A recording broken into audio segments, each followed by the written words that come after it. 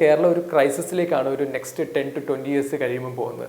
നമ്മളൊരു preventive strategy കേരളത്തിൽ മൊത്തം ഇംപ്ലിമെൻറ്റ് ചെയ്യുവാണെങ്കിൽ ഒരു 70 തൊട്ട് 80% ഡയബറ്റീസ് വളരെ എളുപ്പം പ്രിവെൻറ്റ് ചെയ്യാൻ പറ്റും. കേരളത്തിൽ പട്ടിണിയും ദാരിദ്ര്യവും കുറഞ്ഞതിൻ്റെ ഒരു ആഫ്റ്റർ ഇഫക്റ്റ് ആണ്.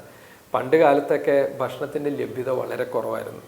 നമുക്ക് ഏത് രീതിയിലും ഈ കേരളത്തിന് ഇനി വരും വർഷങ്ങളിൽ ഉണ്ടാകാൻ പോകുന്ന ഒരു ക്രൈസിസാണ് ഈ ഡയബറ്റിക് പേഷ്യൻസിൻ്റെ എണ്ണം കൂടുകയും ഇവർ പല കോംപ്ലിക്കേഷനിലേക്ക് പോകും. അതെങ്ങനെയെങ്കിലും ഒന്ന് ബ്രേക്ക് ചെയ്യണം, കട്ട് ചെയ്യണം എന്നുള്ളതായിരുന്നു ഈ മൈഷൂർ ക്ലിനിക് എന്നുള്ള ഒരു ഓർഗനൈസേഷൻ തുടങ്ങാനുള്ള ഒരു ഇമ്പൾസും ആ ഒരു മിഷനിൽ തന്നെയാണ് മുമ്പോട്ട് പോകുന്നത്. പക്ഷേ കേരളമാണ് ഡയബറ്റിക് ക്യാപിറ്റൽ ഓഫ് ഇന്ത്യ. ഒരു ഡയബറ്റീസും ലൈഫ് സ്റ്റൈൽ ഡിസീസിൻ്റെ പ്രിവെൻഷൻ്റെ പാർട്ടിൽ നമ്മൾ കുറേ പുറകിലാണ്.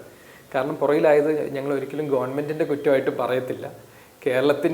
കേരളത്തിൽ പട്ടിണിയും ദാരിദ്ര്യവും കുറഞ്ഞതിൻ്റെ ഒരു ആഫ്റ്റർ ഇഫക്റ്റ് ആണ്. പണ്ട് കാലത്തൊക്കെ ഭക്ഷണത്തിൻ്റെ ലഭ്യത വളരെ കുറവായിരുന്നു.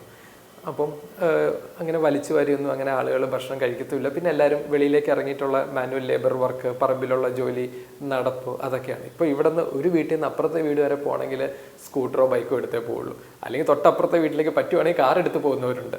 പിന്നെ എപ്പോഴും സെലിബ്രേഷൻസും വെളിയിൽ നിന്നുള്ള ഫുഡും വീട്ടിൽ തന്നെ പലതരം ഫുഡിൻ്റെ ഒരു മേളമാണ്. ആക്ച്വലി ഞാൻ ചെയ്യുന്ന കാര്യം എനിക്ക് സംസാരിക്കാൻ പറ്റുള്ളൂ.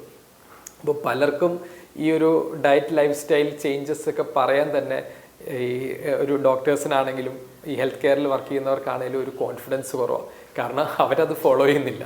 അപ്പം നമ്മൾ ഫസ്റ്റ് ഓഫ് ഓൾ ഞാൻ ബിലീവ് ചെയ്യുന്നത് ഞങ്ങൾ ഡോക്ടേഴ്സിൻ്റെ ഇടയിൽ തന്നെ ഞങ്ങളുടെ കമ്മ്യൂണിറ്റി തന്നെ നമ്മളൊരു ചേഞ്ച് കൊണ്ടുവരണം എന്നാണ്. ഞങ്ങളൊന്ന് മാറിയാൽ മാത്രമേ നമുക്കത് സ്ട്രോങ് ആയിട്ട് നമുക്ക് ബാക്കിയുള്ളവരിലേക്ക് പറഞ്ഞു കൊടുക്കാൻ പറ്റുള്ളൂ.